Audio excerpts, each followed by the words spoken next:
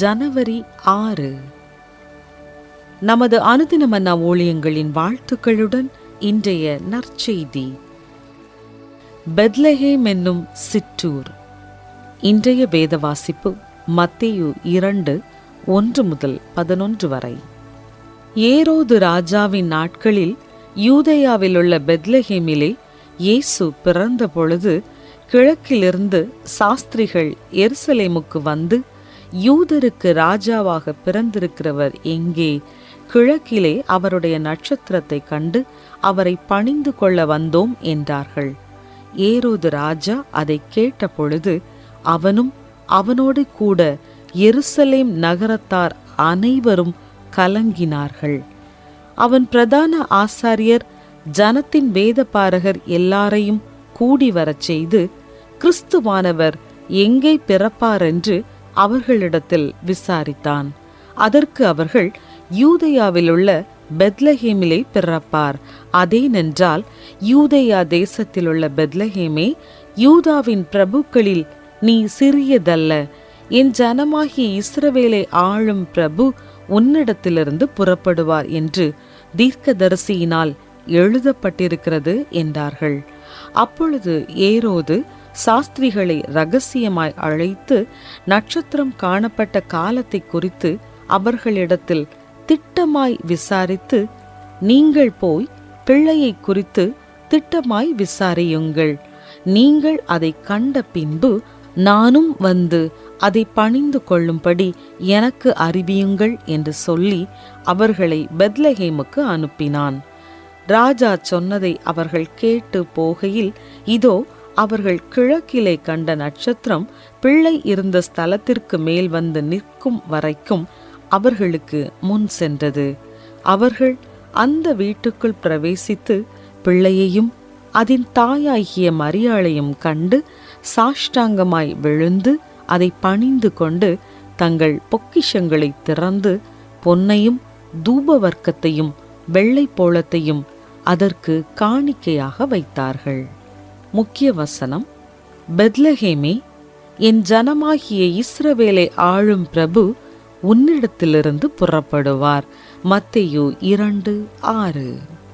Philips Brook என்பவர் பெத்லஹேமுக்கு சென்ற பிறகு பிரபலமான கிறிஸ்துமஸ் பாடலான O little town of Bethlehem என்பதின் வரிகளை எழுதினார்.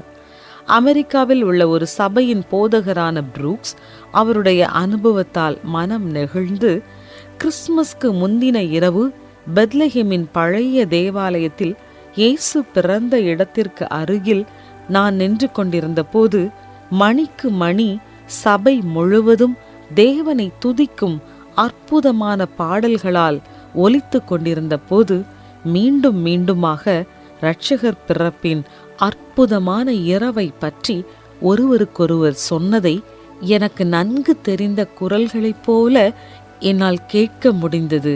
அதை இன்னும் நான் நினைவில் வைத்திருக்கிறேன் என்று தனது ஞாயிறு பள்ளி மாணவர்களுக்கு எழுதினார்.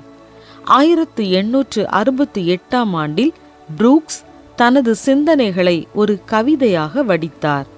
அவருடைய சபையின் இசைக்குழு அமைப்பாளர் அதற்கு இசை அமைத்தார். அமெரிக்க உள்நாட்டு போருக்கு பிறகும் தணியாத தாக்கத்தை அனுபவித்துக் கொண்டிருந்த மக்களுக்கு அமைதியையும் சமாதானத்தையும் இந்த பாடல் அறிவித்தது. பெத்லஹேம் என்னும் சிறிய நகரமே, நீ அமைதலாய் உறங்குவதை நாங்கள் காண்கிறோம். இத்தனை காலத்தின் நம்பிக்கையும் அச்சங்களும் இன்றிரவு உன்னில் சந்திக்கிறது என அந்த பாடல் கூறுகிறது. மத்தேயு 2 நமது இரட்சகர் பெத்லஹேமில் பிறந்ததை பற்றி மத்தேயு எழுதினார். கிழக்கிலிருந்து சாஸ்திரிகள் பெத்லஹேமுக்கு நட்சத்திரத்தை பின்தொடர்ந்து வந்தபோது இயேசுவை கண்டு மிகுந்த ஆனந்த சந்தோஷம் அடைந்தார்கள். இன்று நாம் இயேசுநாதரின் திருவிரல் தோற்றத்தை கொண்டாடுகையில் நம் இரட்சகரின் பிறப்பு பற்றிய மகிமையான செய்தி நமக்கும் தேவை. பாடல் நமக்கு நினைவூட்டுவது போல அவர் நம்முடைய பாவங்களை துரத்திவிட்டு உள்ளே பிரவேசிக்கவும் மற்றும் நம்மில் பிறக்கவும் வந்தார். அவரில் நாம் சமாதானம் காண்கிறோம். உங்கள் வாழ்வின் எப்பகுதியில் இரட்சகர் அளிக்கும் சமாதானம் உங்களுக்கு தேவை? இயேசுவின் கதையின் எந்த அம்சம் உங்களை மிகவும் தொட்டது? அன்பு இயேசுவே, நீர் எனக்கு அருளிய நம்பிக்கை மற்றும் சமாதானத்திற்காக உமக்கு நன்றி.